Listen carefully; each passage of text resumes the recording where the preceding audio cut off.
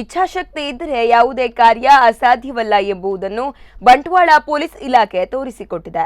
ಮೊನ್ನೆವರೆಗೂ ಪಾಡು ಬಿದ್ದಿದ್ದ ಯಾರು ಹತ್ತಿರ ಹೋಗದ ಸ್ಥಿತಿಯಲ್ಲಿದ್ದ ಕಟ್ಟಡವೊಂದು ಇದೀಗ ಪೊಲೀಸ್ ವಸತಿ ಗೃಹವಾಗಿ ಪರಿವರ್ತನೆಗೊಂಡಿದೆ. ಈ ಕುರಿತ ಒಂದು ವರದಿ ಇಲ್ಲಿದೆ.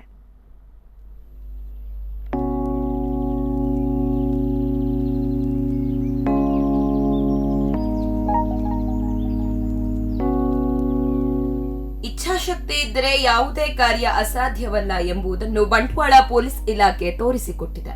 ಮೊನ್ನೆವರೆಗೂ ಪಾಳು ಬಿದ್ದು ಯಾರು ಹತ್ತಿರ ಹೋಗದ ಸ್ಥಿತಿಯಲ್ಲಿದ್ದ ಪಾಳು ಬಿದ್ದ ಕಟ್ಟಡವೊಂದು ಇದೀಗ ಪೊಲೀಸ್ ವಸತಿ ಗೃಹವಾಗಿ ಪರಿವರ್ತನೆಗೊಂಡಿದೆ.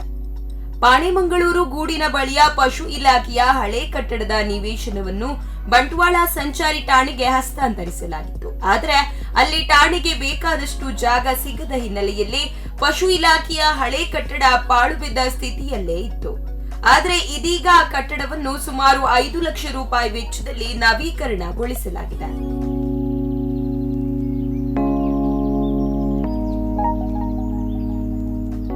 ಬಂಟ್ವಾಳ ಗ್ರಾಮಾಂತರ ಪೊಲೀಸ್ ವೃತ್ತ ನಿರೀಕ್ಷಕ ಟಿಡಿ ನಾಗರಾಜ್ ಅವರು ರಿಬ್ಬನ್ ಕತ್ತರಿಸಿ ನವೀಕೃತ ವಸತಿ ಗೃಹವನ್ನು ಉದ್ಘಾಟಿಸಿದರು.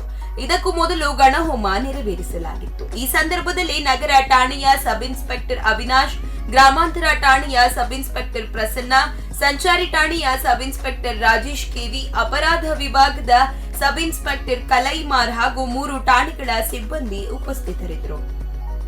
ಪ್ರಸ್ತುತ ಈ ಕಟ್ಟಡದಲ್ಲಿ ಕೆಎಸ್ಆರ್ಪಿಯ ಸಿಬ್ಬಂದಿ ಉಳಿದುಕೊಳ್ಳಲಿದ್ದಾರೆ. ಬಂಟ್ವಾಳ ನಗರ ಠಾಣೆಯ ವ್ಯಾಪ್ತಿಯ ಸುಮಾರು 50ರಷ್ಟು ಕೆಎಸ್ಆರ್ಪಿಸಿ ಸಿಬ್ಬಂದಿ ನಿತ್ಯ ಬಂದೋಬಸ್ತ್ ಕರ್ತವ್ಯ ನಿರ್ವಹಿಸುತ್ತಿದ್ದು, ಈ ಹಿಂದೆ ಅವರು ಶಾಲೆಗಳು, ಮದುವೆ ಹಾಲ್ಗಳಲ್ಲಿ ಉಳಿದುಕೊಳ್ಳುತ್ತಿದ್ದರು. ಆದ್ರೆ ಅಲ್ಲಿ ಮದುವೆ ಇನ್ನಿತರ ಸಮಾರಂಭ ಇದ್ದಾಗ ಎದ್ದು ಹೋಗಬೇಕಿತ್ತು.